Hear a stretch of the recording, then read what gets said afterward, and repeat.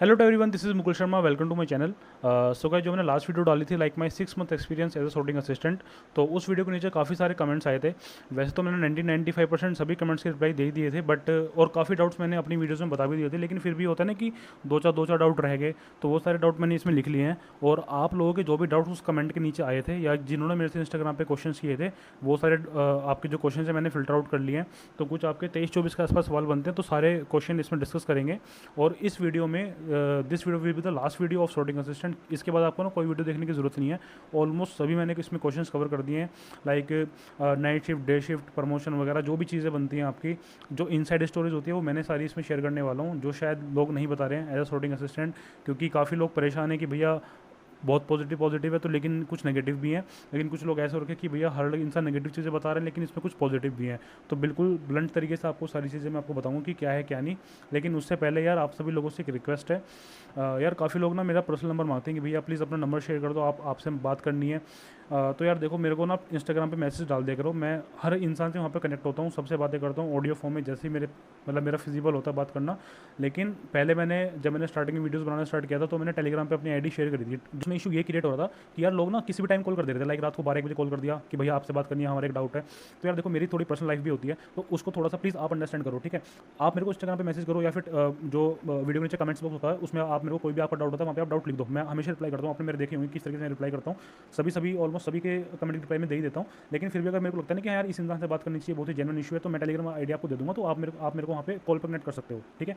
तो अब बिना किसी डिले के वीडियो को स्टार्ट करते हैं। सभी क्वेश्चन वन बाय वन हम लेंगे। सबसे पहले क्वेश्चन, ये क्वेश्चन मतलब काफ़ी ज़्यादा कॉमन था। क्वेश्चन ये था कि भैया हम सेम पे ग्रेड पे हैं, लाइक लेवल 4 पे ही हैं, लेकिन अब हम डिफरेंट स्टेट में हैं, बट हमें CGL 2022 से या फिर CHSL 2021 से हमें क्या मिल रहा है, PA से होम पोस्टिंग मिल रहा है, तो हमें जाना चाहिए या फिर नहीं जाना चाहिए। और इसी के साथ साथ एक क्वेश्चन ये भी था कि भैया हम LDC से ना होम पोस्टिंग में बैठे हुए हैं अभी, बट अच्छा डिपार्टमेंट है, लाइक CBI IB टाइप हमारा डिपार्टमेंट है, बट हम जो PSA के थ्रू ना हमें मतलब होम पोस्टिंग मिल रही है, तो हमें PSA चूज़ करना चाहिए नहीं करना चाहिए, क्योंकि कुछ 10-12-15 हज़ार के आसपास हमें एक्स्ट्रा अमाउंट भी मिलेगा इन टर्म्स ऑफ सैलरी, तो हमें PSA ज्वाइन करना चाहिए नहीं करना चाहिए। तो ये दोनों क्वेश्चन को हम लेंगे अच्छे से, इसको तोड़ मरोड़ कर आपको समझाऊंगा क्या प्लस और क्या माइनस है, कि किस तरीके से एक जॉब को ज्वाइन करना होता है। क्योंकि क्या होता है ना कि जिस इंसान की फर्स्ट जॉब होती है, तो यार उसको समझ नहीं आ रहा होता कि यार क्या प्लस देखना है क्या माइनस देखना है। अब उसके लिए ना आपके मेंटर, आपके सीनियर ही आपको हेल्प कर पाते हैं, लाइक जिनको थोड़ा एक्सपीरियंस होता है, बाहर निकल चुके हैं, उन्होंने चीज़ें देख ली हैं, डिपार्टमेंट की जो इनसाइड स्टोरीज हैं वो देख ली हैं। तो वो सब मैं आपके साथ शेयर करने वाला हूँ इसमें, कि कैसे इन चीज़ों को देखना है, क्या प्लस और क्या माइनस पॉइंट देखने होते हैं। तो यार उसके लिए सबसे पहले इंपॉर्टेंट है कि आपको खुद को जाना बहुत इंपॉर्टेंट है, लाइक आपकी रिक्वायरमेंट क्या है, आपकी बेसिक नेसेसिटीज़ क्या है, क्या चीज़ आप जॉब क्यों करना चाह रहे हो। अगर आपको ये सारी चीज़ें क्लियर है ना, तो आपको कोई वीडियो देखने की जरूरत है ही नहीं, आप खुद पे खुद प्लस माइनस लिख के आंसर निकाल लोगे। जैसे कि यार मैं तो बस एक मीडियम हूँ, मैं अपना experience I can share with you all कि भाई मैंने किस हिसाब से मैंने इसको ज्वाइन किया और वो कितना फिजिबल रहा मेरे लिए, लाइक वो फ्रूटफुल रहा नहीं रहा PSA ज्वाइन करना, तो वो सब मैं आपके साथ शेयर कर सकता हूँ। तो मेरी स्टोरी के थ्रू आपको एक डिसीजन लेने में हेल्प हो जाएगी कि यार अच्छा भैया ने ऐसा करा था, इन्होंने ये वाले पॉइंट्स देखे थे, और हमें भी अपनी कंडीशन के हिसाब से, सिचुएशन के हिसाब से वाले पॉइंट देखने हैं, ताकि हमें लॉन्ग टर्म में आपको उस जॉब को करने में मजा आए। ऐसा ना हो कि यार डिपार्टमेंट ज्वाइन कर लिया, फिर 2-4 महीने के बाद अभी ये सोच रहे हो कि यार बहुत बड़ी गलती कर दी इस डिपार्टमेंट में आके, है ना। तो ये चीज़ें ना हो। तो मैं अपना एक्सपीरियंस, मैं तो बस एक मीडियम हूँ आपको बताने का कि भाई मैंने ऐसे डिसीजन लिया था, आप भी इस तरीके से चीज़ें देख सकते हो। क्योंकि यूट्यूब पे यार बहुत सारी वीडियोस ऐसी हैं, लाइक जो इंसान किसी एक पर्टिकुलर डिपार्टमेंट में काम करता है, तो वो ना यार उसकी जो इनसाइड स्टोरीज है वो बताने से डरता है कि यार अगर मैंने वो चीज़ बता दी तो मेरा तो कोई वर्चस्व रहेगा ही नहीं। क्योंकि एक इंसान की पहचान उस जो है सरकारी नौकरी से ही हो रही है, अगर उसने उसी के बारे में नेगेटिव चीज़ें बताना स्टार्ट कर दी तो फिर लोग उसे पूछेंगे थोड़ी, ठीक है। लेकिन मैं आपको यहाँ पे, अगर आपने मेरे चैनल की हिस्ट्री देखी होगी, मैं हमेशा से अपने नेगेटिव पॉजिटिव चाहे कुछ भी हो, इनफैक्ट नेगेटिव मैंने तो पूरे बढ़ चढ़ कर आपके सामने रखे हैं। उसके पता रीज़न क्या है, क्योंकि यार जॉब के अलावा ना मैं बहुत सारी एक्टिविटीज़ में इन्वॉल्व हूँ, तो मेरी जो पहचान है, जो मेरा एज अ इंडिविजुअलिटी जो मेरी है ना, वो एक जॉब से पहचान नहीं होती। मेरा नाम मुकुल शर्मा है, तो मैं ये वाला काम भी करता हूँ, तो उनसे मेरी पहचान होती है। सिर्फ मैं जॉब के बेसिस पे लाइक ये नहीं करता कि यार मतलब मेरी ये जॉब है तो मुझे अच्छी अच्छी चीज़ें बतानी, ताकि मार्केट में मेरी वैल्यू क्रिएट हो या लोग मुझे उस तरीके उस नज़र से देखें, जजमेंटल ना हो। मैं तो भैया नेगेटिव पॉजिटिव सारी चीज़ आपके सामने रख देता हूँ, क्योंकि मैं अदर एक्टिविटीज़ में इन्वॉल्व हूँ। मेरा सेल्फ कॉन्फिडेंस बिल्ड करने के लिए बहुत सारी चीज़ें और मेरी लाइफ में चल रही हैं, जिनसे मेरा सेल्फ कॉन्फिडेंस ठीक ठाक लेवल पर रहता है। सिर्फ जॉब नहीं है, इस चक्कर में आपको माइनस ना अच्छे से बता पाता हूँ बिना किसी डर के। लेकिन लोग बता ही नहीं पाते, उनको वो यार डर होता है ना कि अगर हमने नेगेटिव बता दिया, लोग पता नहीं हमें किस तरीके से जज करेंगे। तो मैं आपको सारी जो इनसाइड स्टोरीज हैं, एटलीस्ट जिस डिपार्टमेंट में मैं हूँ वो तो तुम्हें बता ही पाऊँ, ताकि आपको एक अच्छा डिसीजन लेने में हेल्प हो। तो अब स्टेट आपके क्वेश्चन की तरफ आते हैं कि किस तरीके से चीज़ों को देखना होता है। तो I will be very blunt, ठीक है। आप चीज़ों को थोड़ा समझ के चलना एक मैच्योरिटी वाले दिमाग से। तो देखो यार, जिन लोगों का घर में कोई इशू नहीं है, लाइक घर बार आपका बहुत बढ़िया है, कोई भी आपके सर पर लोन नहीं है, आपके माता पिता एकदम स्वस्थ हैं, बहन भाई अच्छे से पढ़ाई कर रहे हैं, या फिर अगर बड़े भाई बहन हैं उनकी शादी वादी हो गई है, तो अच्छे से अपनी फैमिली उनकी सेटल है, कोई भी किसी तरीके की कोई प्रॉब्लम नहीं है, तो उस केस में तो ना आप सीधा होम पोस्टिंग पकड़ो, टैग के पीछे भागो ही मत। चाहे आपको 10-20 हज़ार रुपये कम भी मिल रहे हैं ना, तब भी आप बहुत सेटिस्फाइड रहोगे। मतलब कुल मिला के बात है कि अगर आपके अकाउंट में 50,000 रुपये आ रहे हैं, ठीक है, तो आपकी फैमिली पर जब फर्क नहीं पड़ रहा, और उस 50 की जगह अगर आपके अकाउंट में 17,000 आ रहे हैं, तब आपकी फैमिली पर कुछ फर्क नहीं पड़ रहा। तो अगर आप ऐसी फैमिली से, ऐसे बैकग्राउंड से बिलोंग करते हो ना, तो आंख बंद करके होम पोस्टिंग लेना, ताकि जहाँ पे आप खुश रह पाओ, आपके अपने लोग होंगे, फ्रेंड सर्कल अच्छा होगा, फैमिली सर्कल अच्छा होगा, मेंटल स्टेबिलिटी आपकी अच्छी रहेगी, सेल्फ सेटिस्फेक्शन आपके अंदर मतलब यह है कि आपको अच्छा फील होगा बेसिकली उस नौकरी को करने में। लेकिन जिन भाई बहन के साथ ये वाली प्रॉब्लम है कि यार आप ऑलरेडी किसी एक स्टेट में रह रहे हो, रेंट वाले मकान में रह रहे हो, कुछ थोड़ा बहुत आपके सर पे डेप्ट भी हो रखा है, उस केस में अगर 10,000 रुपये बढ़ने से भी आपकी फैमिली में कुछ हेल्प हो जाती है, तो भाई मैं तो फिर रिकमेंड करूँगा कि आप अच्छा डिपार्टमेंट, अच्छी सैलरी, अच्छी पोस्ट को पकड़ो, ठीक है। उसमें फ़ायदा क्या हो रहा है, क्योंकि आप देखो आप यहाँ पे रेंट पे रह रहे हो, अगर आपकी अच्छी जॉब लगती है, कुछ 10-15 हज़ार रुपये आपको एक्स्ट्रा मिल भी रहे हैं, तो आप अपनी फैमिली को मूव करके इस जगह पे आ सकते हो जहाँ पे आपकी पोस्टिंग होगी, तो आप पे इतना फ़र्क नहीं पड़ेगा। तो अगर आपकी फैमिली बहुत अच्छे से स्ट्रॉन्ग है तो होम पोस्टिंग पकड़ो, अगर फैमिली में कुछ भी इशू है या कोई किसी भी तरह की कोई भी दिक्कत है, तो जहाँ भी आपको अच्छी अपॉर्चुनिटी मिले, उस डिपार्टमेंट में अच्छी प्रमोशन हो, वहाँ पे जाके शिफ्ट हो जाना, ठीक है।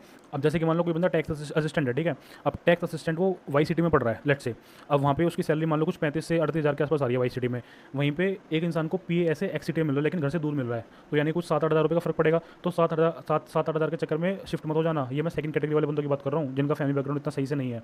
क्यों? क्योंकि तुम्हें टैक्स असिस्टेंट की पोस्ट में ना प्रमोशन अच्छे मिल जाएंगे। आप 3-4-5 साल के बाद ना एग्जाम देके या फिर डिपार्टमेंटल एग्जाम नहीं भी देते, नॉर्मल आपको जो प्रमोशन भी होते हैं ना, तो आप सीनियर टैक्स असिस्टेंट या फिर इनकम टैक्स इंस्पेक्टर या फिर एक्साइज इंस्पेक्टर की पोस्ट पे आप आ जाओगे, जो कि लेवल 7 की पोस्ट है। काफ़ी अच्छा डिपार्टमेंट है, काफ़ी अच्छी पोस्ट भी है, सैलरी भी अच्छी है, फैसिलिटीज़ भी अच्छी हैं। तो ये चीज़ भी देख लेना, इनके प्रमोशन एस्पेक्ट्स भी देख लेना। लेकिन जिनका घर बार सब कुछ बढ़िया है ना, और उनके पर्टिकुलर डिपार्टमेंट में प्रमोशन इतने अच्छे नहीं है, तो कोई बात नहीं, स्किप कर देना अच्छी प्रमोशन वाली जॉब भी, अपना घर के पास रहना और मजे मारना। क्योंकि 10-15 हज़ार रुपये के चक्कर में आप घर से मूव हो तो जाओगे, लेकिन बाहर जाके ना बहुत सारी दिक्कतें ये वाली होती हैं, खुद खाना बनाना, खुद कपड़े धोना, देन अगर एक आध दिन की छुट्टी मिलती भी है तो यार थोड़े बहुत अपने वैसे काम भी हो जाते हैं, लाइक आपकी मान लो तबियत खराब हो गई है, वहाँ पर कोई देखने वाला भी नहीं है, खुद ही जाकर दवाई लेके आनी है, खुद ही खाना बनाना है उस वाली कंडीशन में, और पता नहीं अगर बाहर से खाना मंगा भी रहे हो वो खाना हेल्दी होगा नहीं होगा, क्योंकि वाली बात होनी है कि माँ के हाथ के खाने में जादू होता है, कुछ ना कुछ ऐसी मेडिसिन होती है, लाइक क्योंकि यार घर पे खाना अच्छा मिल जाता है, कहीं ना कहीं आपकी रिकवरी थोड़ी फास्ट हो जाती है, जस्ट इनकेस अगर आप बीमार पड़ते हो तो यार ये सारी चीज़ें भी सोच लेना। अभी जवानी के जोश के चक्कर में ना उस चीज़ के पीछे मत जाना। जैसे मान लो बहुत लोग ना वाला, जैसे कि यार काफ़ी लोग ये कमेंट मार रहे थे कि भैया हमें एलडीसी की पोस्ट मिली है लेकिन अच्छा डिपार्टमेंट मिला हुआ है, लाइक सीबीआई आईबी टाइप, तो हमें पीएसए में जाना चाहिए या फिर नहीं जाना चाहिए। तो यार देखो, आप टेक के पीछे मत भागो, जैसे कि नो डाउट कि आपका डिपार्टमेंट बहुत बढ़िया है, नाम उसका बहुत अच्छा है, लेकिन एट द एंड आप लेवल 2 पे हो, तो वहाँ पे आपका ट्रीटमेंट लेवल 2 की तरह ही होगा, क्योंकि आपके ऊपर ना कम से कम 15-16 अधिकारी और हैं, और जो लोग लेवल 2 पे काम करते हैं मेरे को बता देना कि ऐसा आपके साथ हो रहा है नहीं हो रहा। जिस तरह की लिबर्टी आपको अदर डिपार्टमेंट मिलने वाली है, लाइक अगर आपके ऊपर जितने अधिकारी कम होंगे ना, उतनी आपकी लिबर्टी बढ़ जाती है काम करने की, तो ये चीज़ थोड़ी सी समझो। वैसे तो लेवल 2, 3, 4, 5, 6 ये सारे ना सारी गवर्नमेंट जॉब एक जैसी होती हैं। जो डिफरेंस क्रिएट होता है ना, लाइक एक मान लो सब इंस्पेक्टर है उसमें, एक एसडीएम है उसमें, इनमें जमीन आसमान का अंतर है, लेकिन एक लेवल 2, 3, 4, 5 ये सारे ना एक जैसी फील होंगे, काम सबका वही है सेम। जो आपका नोटिंग ड्राफ्टिंग टाइप जो काम होता है, एडमिन वाला जो काम होता है, सारा वही काम होता है, ठीक है। तो उसमें आपको काम में इतना कोई बहुत बड़ा डिफरेंस फील नहीं होने वाला। लेकिन बात आती है लिबर्टी की कि किस तरह का डिपार्टमेंट है। अब एक है मतलब दोस्त है, फ्रेंड है, उसने एएफएच की ज्वाइन किया था, लेवल 2 की पोस्ट थी, उसने वो छोड़ के पीएसए ज्वाइन किया है। रीज़न क्योंकि यार जिस तरह का वहाँ पे इन्वायरमेंट था ना, वहाँ पे आर्मी वाला वो होता है आपका इन्वायरमेंट, और आपको पता है कि उनका दिमाग किस तरीके से होता है, किस तरीके से वहाँ पे स्ट्रिक्टनेस होती है, फोन पे लाओ नहीं होता अंदर ले जाना, तो ये सब चीज़ होती है। क्योंकि यार वो ये ना बात कि आपको इनसाइट्स अंदर के पता ही नहीं होते ऑफिस के, आप क्या देख लेते हो भाई इंटेलिजेंस ब्यूरो है भाई, आईबी तो ये काम करती है वो काम करती है, लेकिन तुम्हें काम करने के लिए मिल रहा है वो नहीं मिल रहा ना, तो डेट मीन्स वो एक डिफरेंट चीज़ है। आपको डिपार्टमेंट के बारे में इतना अंदर तक चीज़ें ना वैसे बाहर से नहीं पता चलेंगी, जब तक आप उस डिपार्टमेंट के इंसान से जिसने 5-6-7 महीने काम कर लिया, फिर 1-1.5 साल काम कर लिया, आप उससे नहीं मिलोगे, बातचीत नहीं करोगे, तब तक आपको कुछ पता लगने वाला नहीं है। तो इसी वजह से ना थोड़ा सा रिसर्च करना इंपॉर्टेंट है। जैसे नियर फ्यूचर में मैं एक बहुत ही बेहतरीन वीडियो लेके आऊँगा कि 2400 वर्सेस 4600 पे ग्रेड कौन सी ज़्यादा सही है। क्योंकि जैसे मान लो जब हम भी तैयारी करते थे तो हम भी ना वही चीज़ देखते थे कि यार लेवल 7 में बेसिक पे इतना होता है 44,900 और यहाँ पे 25,500 चल रहा है, HRA TAD ये सब हम वो करके प्रमोशन वगैरह देख के हम बोलते हैं यार लेवल 7 बहुत बढ़िया है। लेकिन लेवल 7 ना हर किसी के लिए बढ़िया नहीं है। तो वैसे ही वो डेडिकेटेड वीडियो में लेके आऊँगा, एक अपने फ्रेंड भाई कुछ भी बोलो, निकुंज कुमार नाम है उसका, तो उसके साथ लेके आऊँगा, तो आपको बहुत ही बढ़िया लगेगी, बहुत ही अच्छा कंपेरिजन आपको दिखेगा वो कि लेवल 7 किन लोगों के लिए बहुत बढ़िया है और किन लोगों के लिए अच्छी नहीं है, ठीक है। तो वो सब कंटेंट उस वीडियो के लिए रखेंगे, इस वीडियो में हम उसको कंपाइल नहीं कर रहे। अब जो नेक्स्ट क्वेश्चन आपको बनता है वो है कि भैया नाइट शिफ्ट इजीली मिल जाती है या फिर नहीं मिल जाती, और कितनी तरह की शिफ्ट होती है आरएमएस में। तो देखो यार हर आरएमएस का ना थोड़ा डिफरेंट सीन होता है, लेकिन 90-80% ना वही सेम सीन होता है जो मैं आपको बताऊँगा, यही ऑलमोस्ट यही शिफ्ट चल रही होती है हर एक डिपार्टमेंट में, मतलब आरएमएस वाले में। तो जो सबसे पहली शिफ्ट होती है, पहले तो मैं आपको वो शिफ्ट बताता हूँ जिसमें सेम तरीके का काम है, ठीक है, जिसमें कि स्कैनिंग और शॉर्टिंग वाले काम होता है। तो एक शिफ्ट होती है आपकी सुबह 8 से लेके शाम को 4 बजे तक, ठीक है। दूसरी शिफ्ट होती है आपकी 3 बजे से लेके रात के 10 बजे तक। तो जो 3 से 10 बजे तक की वाली शिफ्ट है ना, इसका काम थोड़ा डिफरेंट होता है। ये काम मेरे को नहीं पता था कि यार इस तरीके से भी काम मतलब आरएमएस में होता है। जैसे कि ये काम क्या होता है, मान लो आपको स्पीड पोस्ट अपना बुक करना है या आपको कोई अपना पार्सल बुक करना है, तो आप कहाँ जाओगे, पोस्ट ऑफिस में जाओगे, आपने अपना पार्सल बुक कर दिया। पोस्ट ऑफिस की टाइमिंग जो होती है वो 10 बजे से लेकर शाम को 3 बजे तक होती है। अब उसके बाद अगर आपको पार्सल बुक करना है ना, तो अपने नियरेस्ट आरएमएस ऑफिस में जाना, वहाँ पर आपका पार्सल या जो भी स्पीड पोस्ट है बुक हो जाएगा। ये चीज़ आपको नहीं पता होगी, मेरे को भी वहीं जाकर पता चली थी कि 10 से लेकर 3 बजे तक तो आपका पोस्ट ऑफिस काम करता है, जितनी बुकिंग होती है आपके आर्टिकल की वहाँ पे होती हैं। और 3 बजे के बाद 3 से लेकर 9 बजे तक की जितनी भी होती है आपकी बुकिंग पार्सल की स्पीड पोस्ट की, होती है आपकी आरएमएस ऑफिस में, ठीक है। तो 3 से 10 होता है आपका काउंटर बुकिंग वाला ऑफिस। तो काउंटर वाला काम होता है 3 से 10। उसके बाद फिर एक शिफ्ट होती है नाइट शिफ्ट, वो मैंने आपको बताई दी, शाम को 6 बजे से लेके सुबह 6:40 तक होती है। बट वो ये काम 5, साढ़े 5, 6 तक निपट जाता है, अपना निकल जाओ। और जो शाम को 6 बजे जो शिफ्ट स्टार्ट हो भी रही है वो एग्जैक्ट 6 बजे नहीं होती, काम वही 7:15, साढ़े 7 के आसपास स्टार्ट होता है, क्योंकि शायद यही एक डिपार्टमेंट ऐसा बताया जहाँ पे बायोमेट्रिक एंट्री नहीं है। आई गेस पोस्टल सिस्टम में भी बायोमेट्रिक एंट्री होती है, लेकिन यहाँ पे बायोमेट्रिक एंट्री नहीं, यहाँ पे रजिस्टर में साइन करने होते हैं कि भाई इतने बजे आए हो, और वो तुम्हें पता ही है क्या चलता है फिर वहाँ पे। तो ये थोड़ी सी लिबर्टी यहाँ पे मिलती है इस वाले डिपार्टमेंट में। फिर इसके बाद एक शिफ्ट रह गई है, जैसे कि अभी एक मेरी भाई से बात हुई थी, वो शायद ग्वालियर RMS में कल परसों मेरे से बात हुई है। तो उसके यहाँ पे ना एक शिफ्ट चलती है सुबह 5 से लेकर दोपहर के 2 बजे तक, 5 और आपका 7, 2, हाँ ठीक है, सुबह 5:30 से लेके 1:30-2 बजे तक वो शायद वो शिफ्ट बता रहा था। तो एक ही वाली शिफ्ट भी होती है, लेकिन ये हर जगह नहीं होगी, ये कुछ पर्टिकुलर RMS में होती है। तो यार भैया जिस तरीके से जिस हिसाब से वहाँ पे मेल आता है वैसे वहाँ पे शिफ्ट बना लेते हैं वो लोग, बट मोटा मोटा ना यही शिफ्ट रहने वाली होती है। अब बात आती है कि नाइट शिफ्ट इजीली मिलती है नहीं मिलती, तो वैसे तो 95% आपको नाइट शिफ्ट में डालेंगे, क्योंकि मोस्ट ऑफ द RMS जो है रात को ही ज़्यादा काम करते हैं। लेकिन फिर भी अब डे शिफ्ट में कौन जाते हैं, जैसे मान लो कोई एक ज़्यादा उम्र का इंसान हो गया, लाइक 40-45 प्लस के आसपास चल रहा है वो डिपार्टमेंट में, तो उसको डे शिफ्ट में रखते हैं ताकि उसको उतना स्ट्रेस ना झेलना पड़े फिजिकली, क्योंकि जवान बच्चे तो आराम से वो स्ट्रेस झेल जाएंगे रात वाला, बूढ़े लोग ज़्यादा नहीं झेल पाते। बूढ़े इन द सेंस कि थोड़े से एजड, ऑफेंड मत हो जाना बूढ़े के नाम पे, ठीक है। जो लड़कियां होती हैं वो जनरली डे शिफ्ट ही करती हैं, लेकिन ऐसा नहीं है कि नाइट शिफ्ट नहीं करती, क्योंकि मेरे डिपार्टमेंट में 3-4 लड़कियां हैं जो नाइट शिफ्ट भी करती हैं, ठीक है, क्योंकि नाइट शिफ्ट के अपने अलग ही फायदे हैं, मैंने आपको पिछली वीडियो में बताई दिए थे क्या फ़ायदा है। उसके बाद एक एडमिनिस्ट्रेशन वाला काम और होता है जो चलता है आपका 10 to 6, ठीक है। तो 10 to 6 जो होता है ना, अगर आप सब रिकॉर्डिंग ऑफिस में हो, सब रिकॉर्डिंग ऑफिस कौन से होते हैं, जैसे कि आपका एक हेड ऑफिस होगा, मान लो सहारनपुर है, सहारनपुर आपका हेड ऑफिस है, उसके अंडर में 4 आपके सब डिवीजन आ रखे हैं, मेरठ, मुजफ्फरनगर, गाजियाबाद और नजीमाबाद। तो SRO में जो चल रहा काम वो तो मंडे टू सैटरडे काम होता है, 10 से 6 वो शिफ्ट होगी। लेकिन अगर आपकी हेड ऑफिस में पोस्टिंग होती है तो मंडे टू फ्राइडे होता है, सैटरडे संडे वहाँ पे ऑफ हो जाता है आपका, ठीक है, ये डिफरेंस होता है। एडमिन वाले काम में क्या काम होता है, लाइक जो भी आपका आर्टिकल वगैरह आ रहे हैं उनकी क्वेरी जनरेट करना, जो भी आप कंप्लेंट डालते हो, लाइक आपका आर्टिकल घर पे नहीं पहुंचा तो आप इंडियन पोस्ट में कंप्लेंट डालोगे ना कि भैया आर्टिकल मेरा 2 दिन 3 दिन पहले आना था लेकिन अभी तक नहीं आया है, तो वो सारा काम जो है आपका उनकी कंप्लेंट का रिप्लाई करना वो एडमिनिस्ट्रेशन ऑफिस से होता है।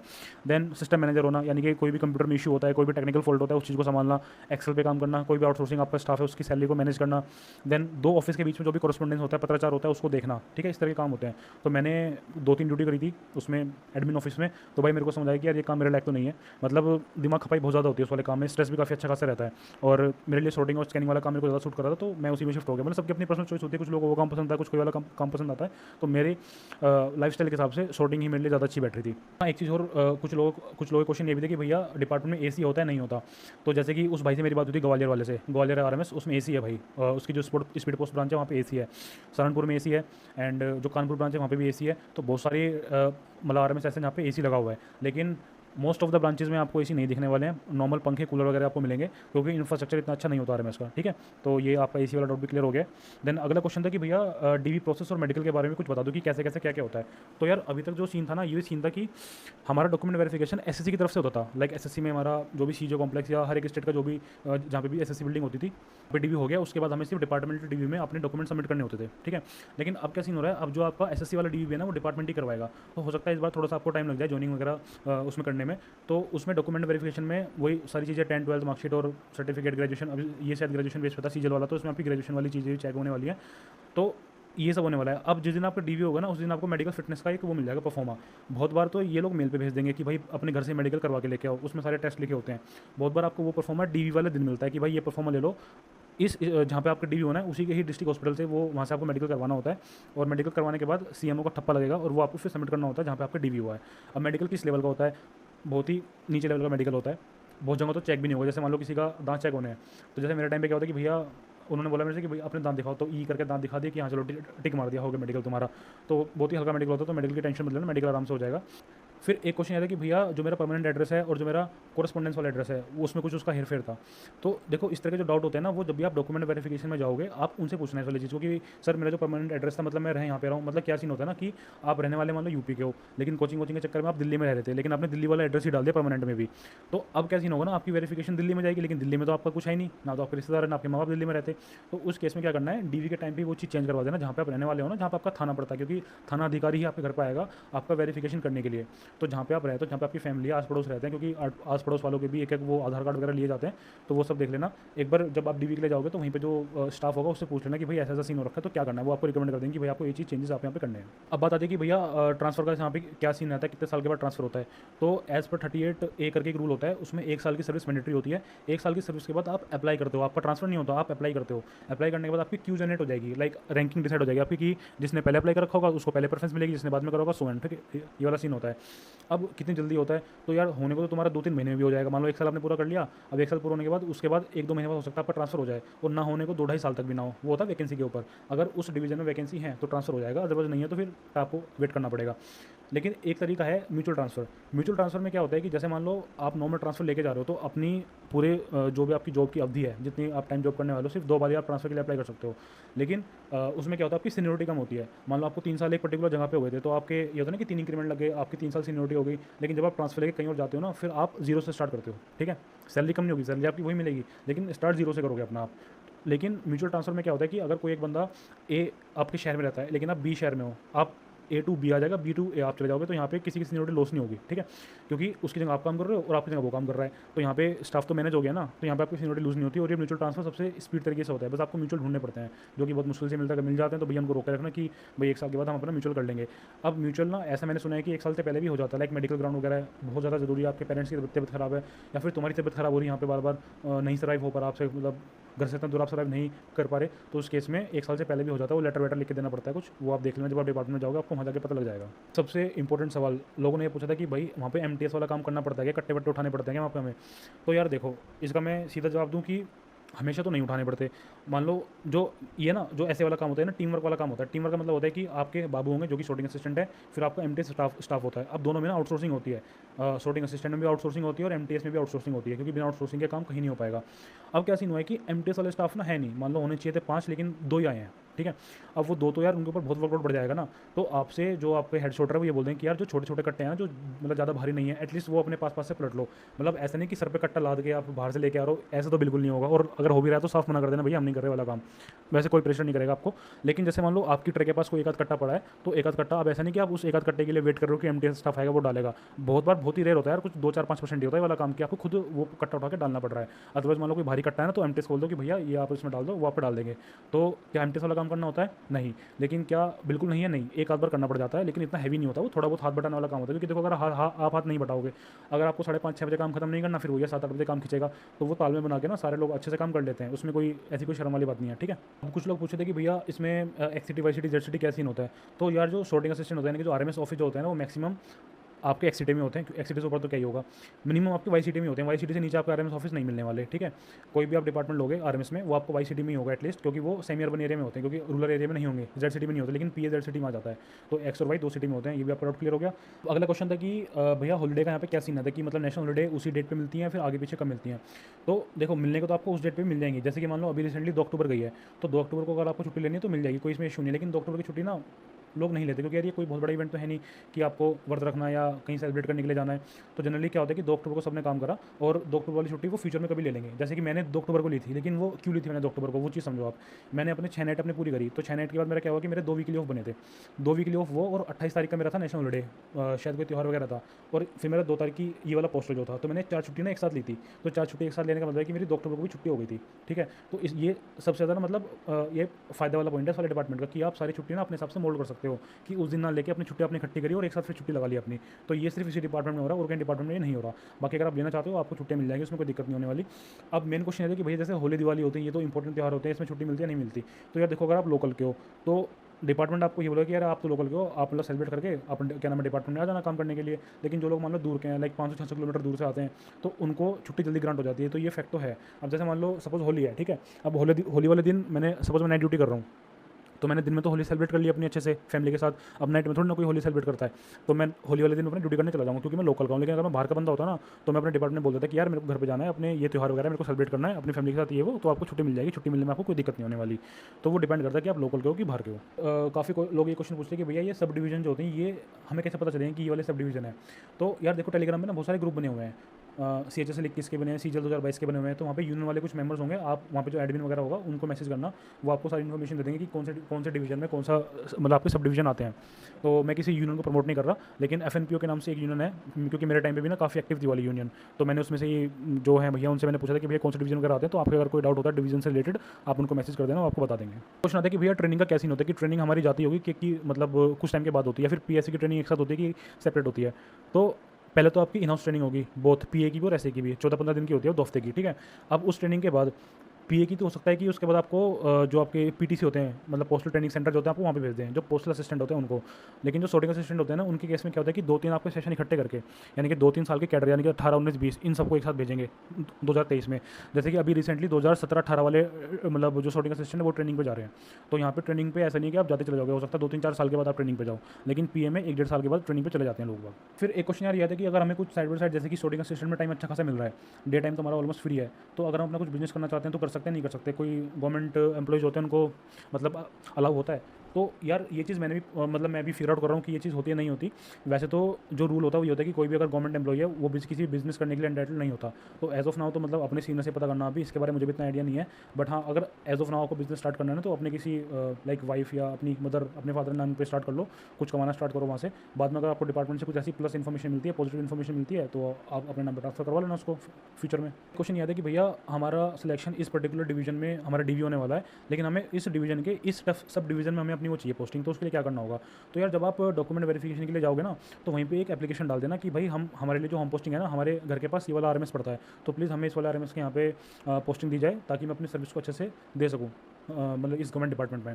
इस तरीके से एक अच्छी सी एप्लीकेशन लिख देना, तो अगर वहाँ पे वैकेंसी होगी तो आपको पोस्टिंग मिल जाएगी, अदरवाइज तो वो रैंडम एलोकेशन ही होता है। और क्वेश्चन ये था कि भैया एलोकेशन रैंक बेसिस पे होता है कि कैसे होता है? भाई रैंक बेसिस पे जितना होना तो हो गया, अब डिवीजन के बाद जो भी आपका सारा आगे प्रोसेस चलेगा वो रैंडम एलोकेशन ही होगा। कोई रैंक वैंक कुछ काम नहीं करेगी, रैंडम एलोकेट करेंगे, जहाँ पे वैकेंसी होगी वहीं पे बंदों को भेज देंगे वो। क्वेश्चन ये था कि गर्ल्स को नाइट शिफ्ट करना मैंडेटरी या नहीं होता? वैसे मैंने पिछले क्वेश्चन में बता दिया है कि गर्ल्स को जनरली उनकी सिक्योरिटी के हिसाब से डे टाइम वाले ही आपको मतलब ड्यूटी दी जाएगी, बट अगर कुछ लड़कियां हैं कि जिनको स्पेसिफिकली नाइट ड्यूटी चाहिए तो वो भी वो बोल सकती हैं, नाइट ड्यूटी देने में आपको कोई प्रॉब्लम नहीं होगी, क्योंकि मेरे ही डिपार्टमेंट में खुद 3 से 4 लड़कियां नाइट ड्यूटी करती हैं। कुछ लोगों का कंसर्न ये था कि भैया हमारे यहाँ पे ना पब्लिक हॉलीडे वगैरह नहीं मिलता, उस दिन हमें काम करना पड़ता है, लेकिन उसके बिहाफ पे हमें क्या मिलता है, 159 रुपीज़ के आसपास मिल जाते हैं, लेकिन बाद में हमें फिर पब्लिक हॉलीडे भी नहीं दी जाती। तो यार देखो इसके बारे में मेरे को आइडिया नहीं, और मुझे लगता नहीं कि ऐसा होगा। देखो एक आध बार हो गया वो तो बात अलग है, क्योंकि हमारे यहाँ पे भी क्या होता है ना कि एक बार वर्कलोड ना बहुत ज़्यादा आ गया था अभी रक्षाबंधन के टाइम पे, तो सभी लोगों के वीकली ऑफ वगैरह, पोस्टल हॉलीडे वगैरह ना वेव ऑफ कर दिए थे, लाइक अभी आपको छुट्टी वगैरह नहीं मिलेंगी क्योंकि वर्कलोड बहुत ज़्यादा है। लेकिन ऐसा नहीं है कि उस दिन हमें एक्स्ट्रा पेमेंट करके हमारी छुट्टी काट दी, ऐसा नहीं होगा यार। थोड़ा जिससे भी आपने ये चीज़ पूछी है पर दोबारा कंफर्म करना अच्छे से कि वो चीज़ है नहीं है। बहुत बार होता है ना कि ताव में इंसान वो चीज़ बोलता है कि यार तो बहुत गंदा डिपार्टमेंट है, वो तो ऐसा वैसा नेगेटिव चीज़ बता देता है, फ्लो में चीज़ें बता देता है इंसान। तो आराम से तसल्ली से कंफर्म कर लेना कि ऐसा है नहीं है, वैसे मेरे हिसाब से होगा नहीं ऐसा, क्योंकि भाई सेंट्रल गवर्नमेंट का ऑफिस है, स्टेट गवर्नमेंट का ऑफिस नहीं है ये कि अपनी मनमर्जी चलाएंगे वो लोग। ये तुम्हारे हित में ये चीज़ें होती हैं कि छुट्टी लेना तुम्हारा अधिकार है, उसमें तुम्हारे ऊपर कोई दिक्कत नहीं आएगी, ठीक है। पहला क्वेश्चन ये था कि भैया डॉक्यूमेंट वो अपने पास सबमिट कर लेंगे DV के टाइम पे? नहीं। तो हाँ भाई मेरे डॉक्यूमेंट भी सबमिट हुए हैं, बट कुछ डिवीजन ऐसे थे जहाँ पे उनके डॉक्यूमेंट सबमिट नहीं हुए थे। तो इस केस में एक काम करना, जब भी आप अपने डॉक्यूमेंट सबमिट करो ना, वहाँ से रिसीविंग जरूर ले लेना। एक एप्लीकेशन लिखना कि भाई मैंने अपने ये वाले डॉक्यूमेंट जहाँ पे सबमिट किए हैं, और एक ठप्पा स्टैंप लगवा के वहाँ से एक रिसीविंग ले लेना, और एक एप्लीकेशन वहीं पर सबमिट कर देना अपनी, ठीक है। तो जब भी आपकी वेरिफिकेशन कंप्लीट हो जाएगा, वो आपके डॉक्यूमेंट बाय पोस्ट या जैसे भी आपके पास मिल जाएंगे। तो वेरिफिकेशन में कितना टाइम लगता है? तो भाई 6 महीने तो मेरे को भी हो गए, तो मेरा भी अभी तक वेरिफिकेशन नहीं हुआ है। इनफैक्ट मेरा तो पुलिस वेरिफिकेशन भी नहीं हुआ है, तो टाइम लगता है इस चीज़ में थोड़ा। उसके बाद क्वेश्चन था कि भैया हमारा सिलेक्शन एयरमेल में हुआ है, तो उसके रिगार्डिंग कुछ बता दो। तो यार एयरमेल के बारे में मेरे को ज़्यादा इन्फॉर्मेशन नहीं है, बट हाँ एक मेरे ही बैच का एक बंदा है जिसका सिलेक्शन एयरमेल में हुआ है, तो मैं उससे बात करने की कोशिश करूँगा, और हो सका तो उसके साथ एक इंटरव्यू भी कंडक्ट कर लेंगे, तो एयरमेल का वो अच्छे से बता पाएगा। तो जैसे मेरे को इन्फॉर्मेशन मिलेगी मैं I will share with you. Question है कि भैया हमें क्वार्टर्स मिलते हैं नहीं मिलते? तो यार देखो क्वार्टर्स तो मिल जाते हैं, अप्लाई करना पड़ता है, वो भी क्यू बेस पे होता है। आप मतलब क्यू जनरेट हो जाएगी, अगर आपका नंबर आएगा तो आपको क्वार्टर मिल जाएगा। लेकिन जनरली लोग ना क्वार्टर लेते नहीं है, मतलब खासकर ग्रुप C ग्रुप D वाले बंदे तो लेते नहीं क्वार्टर, क्योंकि क्वार्टर की कंडीशन इतनी बहुत ज़्यादा अच्छी नहीं होती, क्योंकि जो आपका चार्ज मिल रहा है ना उसमें आपका अच्छे से 2 BHK 3 BHK आपका घर मिल जाएगा, ठीक है। क्योंकि कुछ 7,000 के आसपास आपको मिलते हैं, तो अच्छा खासा आपको घर मिल जाएगा उसमें, तो क्वार्टर के पीछे लोग नहीं जाते। लेकिन हाँ कुछ डिपार्टमेंट ऐसे जिनके क्वार्टर बहुत बढ़िया है, जैसे कि डिफेंस डिपार्टमेंट और मिनिस्ट्री ऑफ एक्सटर्नल अफेयर्स वाला जो डिपार्टमेंट है, वहाँ पे क्वार्टर जल्दी मिल जाते हैं, उनके क्वार्टर अच्छे भी हैं, तो वहाँ पे लोग प्रेफर करते हैं क्वार्टर लेना। बट बाकी अदर डिपार्टमेंट्स में लोग इसको इग्नोर ही करते हैं। पहला क्वेश्चन है कि डिपार्टमेंट में AC होता नहीं होता? वो मैंने पहले बता दिया। ग्वालियर और जो कानपुर RMS है उसके बारे में पता है, वहाँ पे AC है।